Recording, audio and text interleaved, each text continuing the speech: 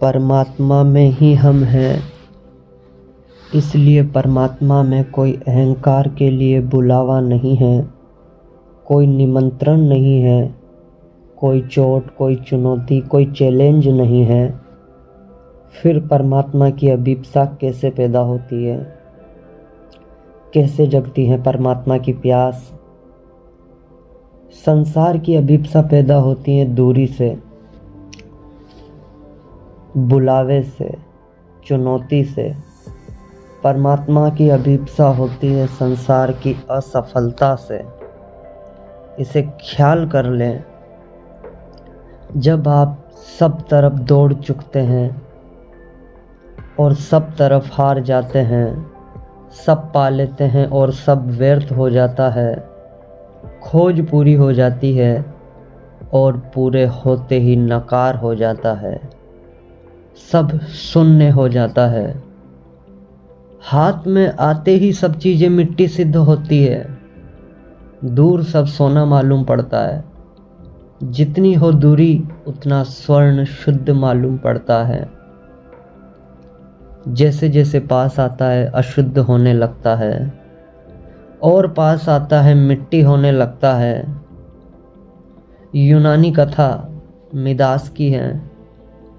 कथा में बड़ा व्यंग्य है। कथा है कि मिदास ने ऐसी सिद्धि पाली, ऐसा वरदान पा लिया कि जो भी छुए सोना हो जाए। हम सब मिदास से उल्टे हैं, जो भी छुए मिट्टी हो जाए। लेकिन बड़ा मज़ा है, मिदास भी मुश्किल में पड़ गया था तो हमारी मुश्किल का तो क्या अंत। मिदास जो भी छूता सोना हो जाता। उसने अपनी पत्नी को छुआ, वह सोना हो गई। उसने भोजन छुआ, वह सोना हो गया। उसने पानी पीने को उठाया, होंठ तक पानी गया और सोना हो गया। मरा मिदास, बड़ी मुश्किल में पड़ गया, क्योंकि सोने से प्यास नहीं बुझती। और कितनी ही लोग बातें करें, कनक जैसा शरीर, स्वर्ण जैसा शरीर, सोने के शरीर से कोई तृप्ति होने वाली नहीं। कोई कितना ही कहे कि मेरी प्रेसी की जो काया है कनक काया है, स्वर्ण काया है, लेकिन हो जाए तब पता चले, तब सिर धुने बैठ कर कि ये क्या हो गया, इससे तो वही काया बेहतर थी। तो मिदास इस मुश्किल में पड़ गया, कवियों की बातों में आ गया, वरदान मांग बैठा। पत्नी हो गई सोने की, पानी सोना हो गया, भोजन सोना हो गया। लोग उससे भागने लगे, खुद के बेटे बेटी दूर रहने लगे, कहीं वह छू ना दे, कोई मित्र पास ना आए कि छू ना दे। मिदास अकेला हो गया। भरा पूरा जगत था उसका, सम्राट था, अकेला हो गया। वजीर पास ना आए, सदा एक फासला रखे कि बचने का उपाय रहे, भागने की सुविधा रहे। अगर वो छू ही दे, और मिदास भूखा मरने लगा, पानी मिले ना, भोजन मिले ना, वह चिल्लाने लगा, चीखने लगा कि हे भगवान वापस कर दे, वही ठीक था, यह तो वरदान अभिशाप हो गया। मिदास की यह हालत हो गई, सब चीजें सोना होने लगी।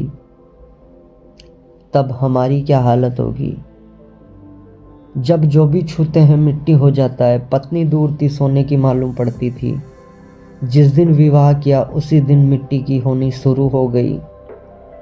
2-4 साल बाद मिट्टी रह जाती है, कुछ नहीं है उसमें, सब चीजें मिट्टी हो जाती है, जो भी छुए मिट्टी हो जाता है।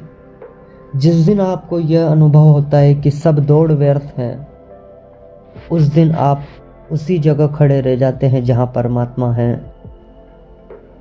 जिस दिन आपको पता चलता है कि दौड़कर कुछ भी नहीं मिला, कुछ भी नहीं पाया, उस दिन दौड़ते नहीं हैं, और न दौड़ने की वजह से वह दिखाई पड़ जाता है। जो दौड़ने की वजह से दिखाई नहीं पड़ रहा था, दौड़ने की धुन थी सवार तो दूर की चीज़ें दिखाई पड़ती थी। दौड़ना व्यर्थ हो जाए तो दूर से आँख पास लौट आती है, और अगर सारी ही दौड़ व्यर्थ हो जाए तो आँख उल्टी हो जाती है। अब तक बाहर देखती थी, अब भीतर देखने लगती है। दर्पण घूम जाता है जब संसार में देखने योग्य कुछ नहीं लगता, पाने योग्य कुछ नहीं लगता, खोजने योग्य कुछ नहीं लगता, जब संसार वासना नहीं रह जाती। इसलिए इतना जोर दिया है बुद्ध ने, महावीर ने और उपनिषदों ने कि निर्वासना द्वार है।